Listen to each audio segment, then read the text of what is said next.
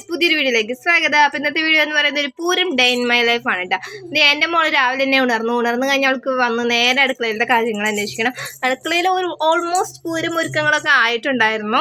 അപ്പം നമ്മുടെ ചിക്കൻ കറി വെന്തിട്ടുണ്ട്, അതേപോലെ തന്നെ നമുക്ക് ചോറുണ്ട്, പിന്നെന്താ മീൻ കറി ഉണ്ട്, നല്ല അയിലക്കറി ഉണ്ട്. ഇതൊക്കെയാണ് പൂരം സ്പെഷ്യൽ ഫുഡ്. പിന്നെ നമ്മുടെ ജീരക വെള്ളം കുടിക്കാത്ത എന്താ കാര്യം. അത് കഴിഞ്ഞ് പൂരത്തിൻ്റെ എഴുന്നള്ളിക്കാണ് ആനകളൊക്കെ എത്തി കഴിഞ്ഞു. ആനകളുടെ നമ്മുടെ പിന്നിലത്തെ പറമ്പിലാണ് ഇട്ടൊക്കെ ഇട്ടിരിക്കുന്നത്. ആനയെ നോക്കി രാവിലത്തെ ബ്രേക്ക്ഫാസ്റ്റ് കഴിക്കുന്ന എൻ്റെ മോൾ ചപ്പാത്തിയാണ് കഴിക്കുന്നത്. അപ്പോൾ എന്താണ് ഒതുങ്ങിയിരുന്ന് ഫുൾ കഴിച്ചിട്ടുണ്ട്. പിന്നെ ഞാൻ നേരെ എൻ്റെ കലാപരിപാടികളിലേക്ക് കടന്നു. അതായത് നമുക്ക് അടിച്ചു വരത്തോടെ അലക്കുകുളി പൂരല്ലേ, വേഗം എല്ലാം കഴിച്ച് വയ്ക്കണം. പിന്നെ നമുക്ക് ഗസ്റ്റുകളൊന്നും ഇല്ല കേട്ടോ, എൻ്റെ അമ്മ മാത്രമേ വന്നിട്ടുള്ളൂ ഗസ്റ്റായിട്ട്.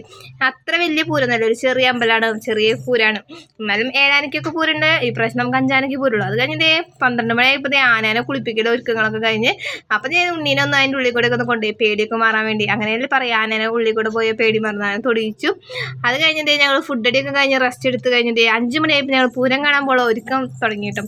അതായത് നമ്മൾ ഓൾമോസ്റ്റ് ഒരുങ്ങി കഴിഞ്ഞിട്ടുണ്ട്. ഇത് ഞാനൊന്ന് ട്രിപ്പിനിട്ട ചുരിദാറാണ്. അത് കഴിഞ്ഞ് പൂരം കാണാൻ ചെന്നപ്പോൾ അപ്പുറത്തെ ദേശക്കാർ പൂരം നമ്മൾ അവിടെ പോയി നിന്ന് കുറച്ച് നേരം കണ്ടതാണ്. അവിടെ 3 ആനയ്ക്ക് എഴുന്നള്ളിച്ച് അവരുടെ ദേശത്ത് നിന്ന് കൊട്ടി കലാശിക്കുകയാണ് കേട്ടോ.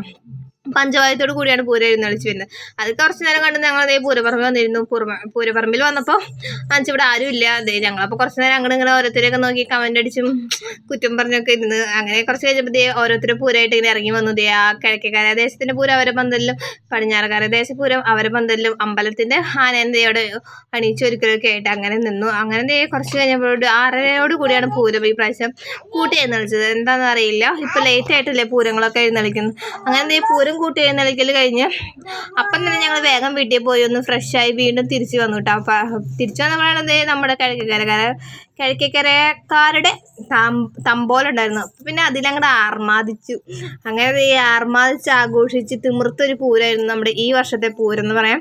ഇപ്പം ഞാൻ വന്നതിന് ശേഷം 2ാമത്തെ പൂരമാണ് കേട്ടോ. അപ്പം ഞാനും അടിച്ച് പൊളിച്ചു. എൻ്റെ മോളാഞ്ചനെയും പിന്നെ കൊട്ടുകേട്ട നിൽക്കില്ല, അവൾക്ക് അത്രയ്ക്ക് ഇഷ്ടമാണ്.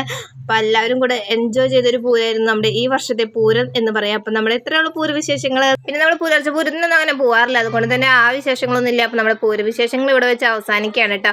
അപ്പം നമ്മുടെ വീഡിയോ ഇഷ്ടപ്പെട്ടാൽ ലൈക്ക് ചെയ്യുക, ഷെയർ ചെയ്യുക, സബ്സ്ക്രൈബ് ചെയ്യുക. ഇതുപോലെ മറ്റു മറ്റു വിശേഷങ്ങളായിട്ട് നമ്മൾ വരും. അപ്പോൾ ഇതിൻ്റെ ഫുൾ വീഡിയോ ലിങ്ക് ഞാൻ താഴെ കൊടുക്കാം. എല്ലാവരും കയറി കണ്ടു നോക്കണേ.